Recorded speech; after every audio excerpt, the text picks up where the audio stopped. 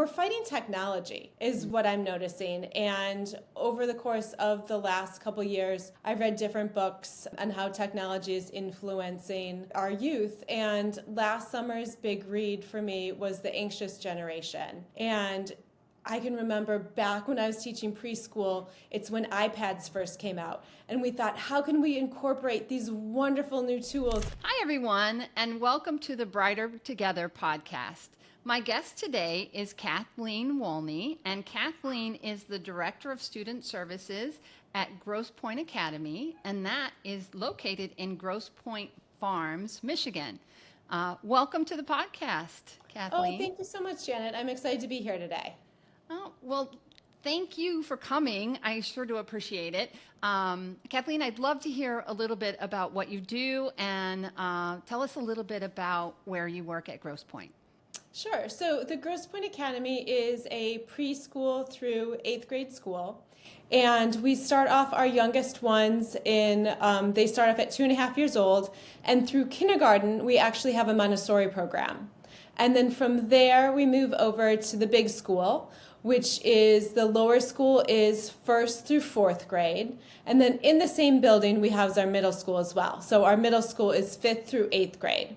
And I spend the majority of my day actually working with the middle school students. So not only am I the Director of Student Services, but I also teach 7th grade math.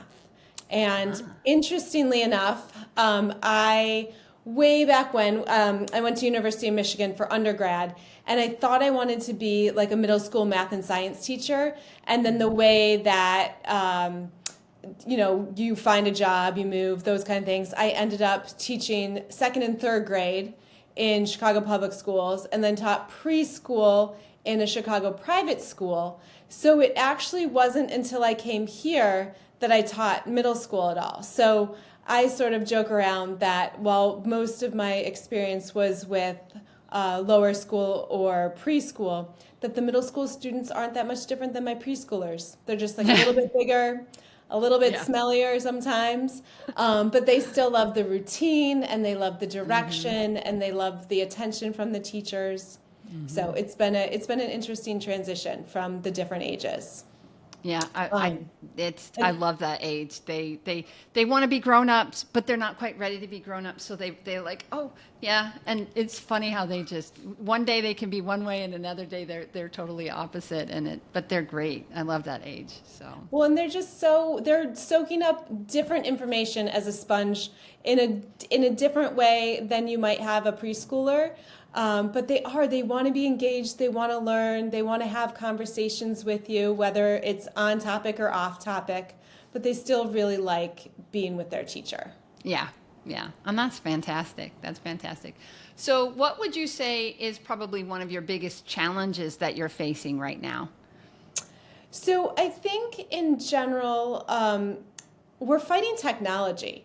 Is what I'm noticing. And over the course of the last couple years, I've read different books on how technology is influencing our youth. And last summer's big read for me was The Anxious Generation. And I can remember back when I was teaching preschool, it's when iPads first came out. And we thought, how can we incorporate these wonderful new tools into the classroom?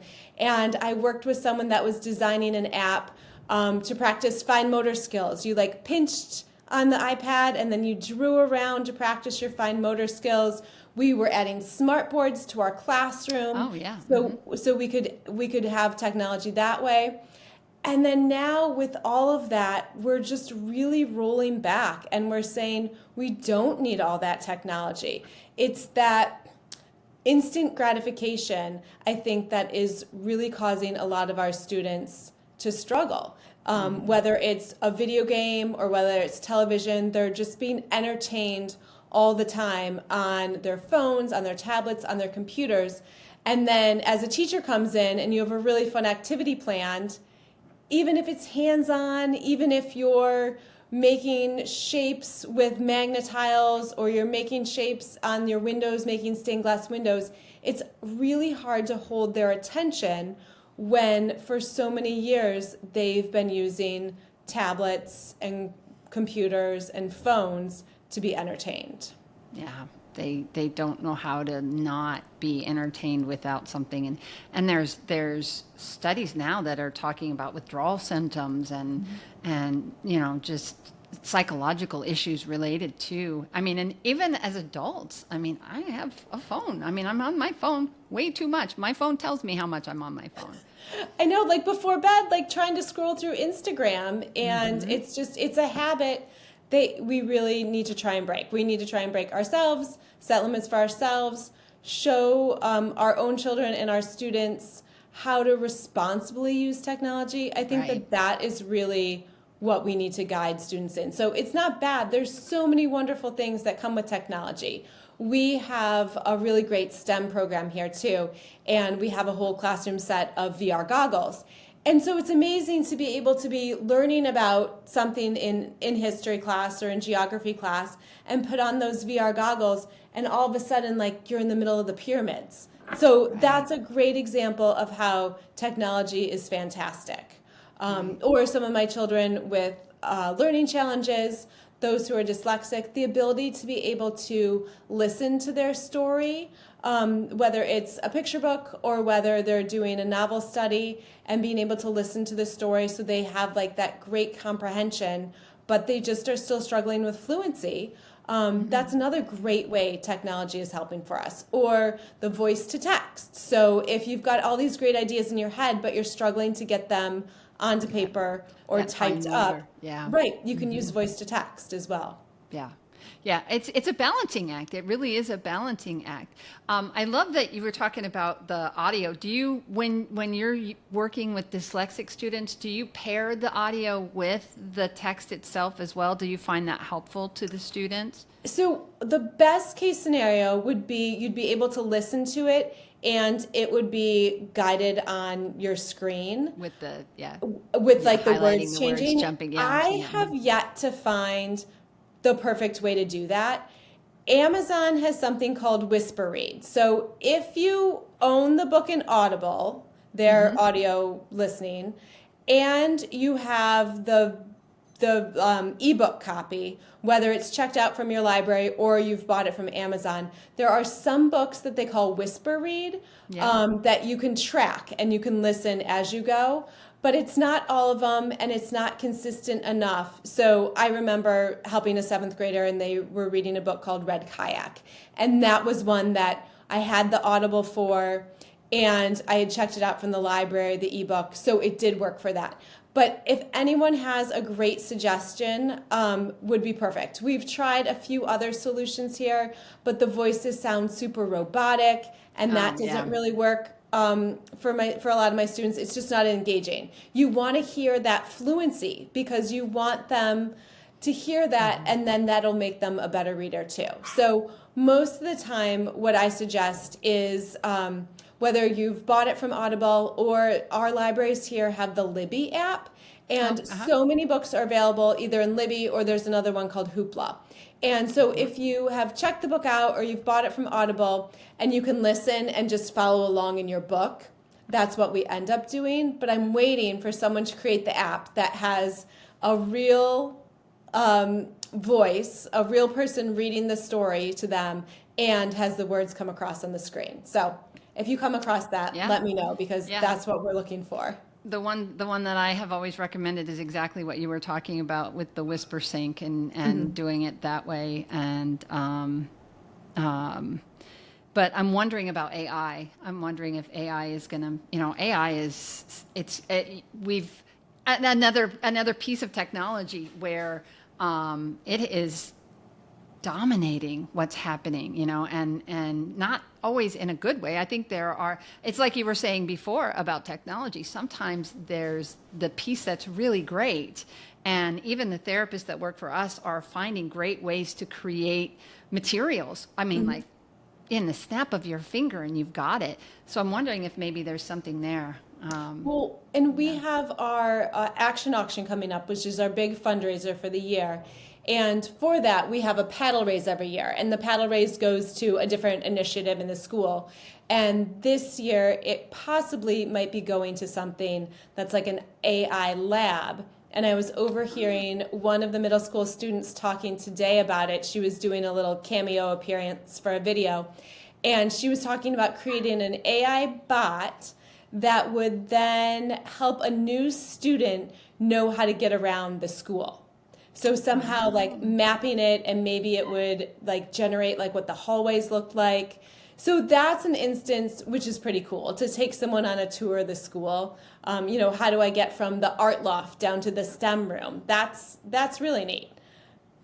So is it a big school? I've never been there. So is it fairly large? It is actually on the smaller side. So we have around 240 students this year. Nice. And we had, I think our numbers sort of ebb and flow. COVID, we definitely increased our numbers. I think a lot of people, we were in person, which was fantastic. So we definitely had an influx of students coming from the public school. And now our numbers have sort of settled back to where they were before. But I think a lot of parents these days, it's almost like we're not competing with the other private schools in our area, but in our area we're competing with the public schools. Our public schools are also great. So if you think of the Grosse Pointe Academy as being like a product, sort of, I consider it being like organic produce. It's something that like you can get a less expensive version of, but if you go to the organic produce way, you're getting a little bit better of everything. And yes, it costs more, but there's many benefits to it.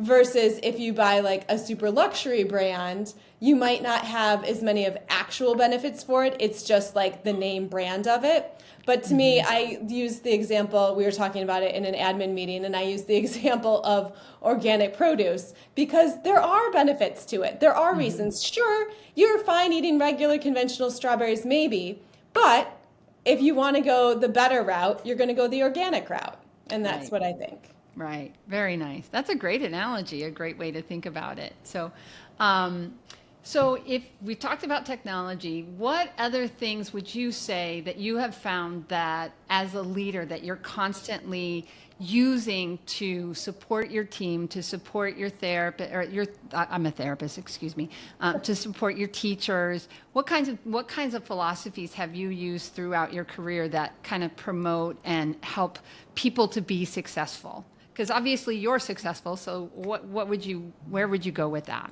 So I think with literacy, for us, we've put a lot of effort and funding into having us trained in the Orton-Gillingham method, which is structured literacy. So all of us, a few kindergarten teachers, and then through fourth grade, we're all trained in Orton-Gillingham. So that's really helping all readers, but especially those students that need structured literacy to be able to learn to read. So especially if a child is dyslexic, that's what they need to be able to learn to read. They're not going to learn to read just by being exposed to print or in a print-rich environment or hearing read alouds. That's not what they need. They really need a systematic approach to it. And so the Grosse Pointe Academy has done a fantastic job in training us with that. We even there's 3 more of us that are going to get trained in the next level of Orton-Gillingham, which is the morphology. We're going to do that this summer. So I think that for us, being able to have these professional development trainings has really helped a lot. With that being said, I teach 7th grade math, and there just doesn't seem to be as much out there for math training. So I'm going to a math training on Friday that's about how to catch students up who fall behind in math. But there doesn't seem to be that like OG of math. So that's another thing I'm looking for. I'm looking like, how can all books be visual and auditory? And then what is the best kind of math training when someone, whether they have dyscalculia or they're coming from a different school, so they're a couple of grades behind us in math, how do you catch them up? And so that's something that I've also been working with my team on. How do we catch up students in math? Yeah. Do you guys have any issues? And I know it's a private school, so maybe not as much, but are you seeing any of the issues with cyberbullying and that kind of thing happening with your kids at all? It's just kids are kids no matter where they are. So, we talked about the technology and about, because you work with middle schoolers, and that's kind of where you're going to see a lot of that. And I'm just curious if that's something that has touched your world at all or not. So it has touched us a little bit. It seems like there has been in the past a little bit of, something goes out and it hurts someone's feelings. We have thankfully not had to deal with any big issues.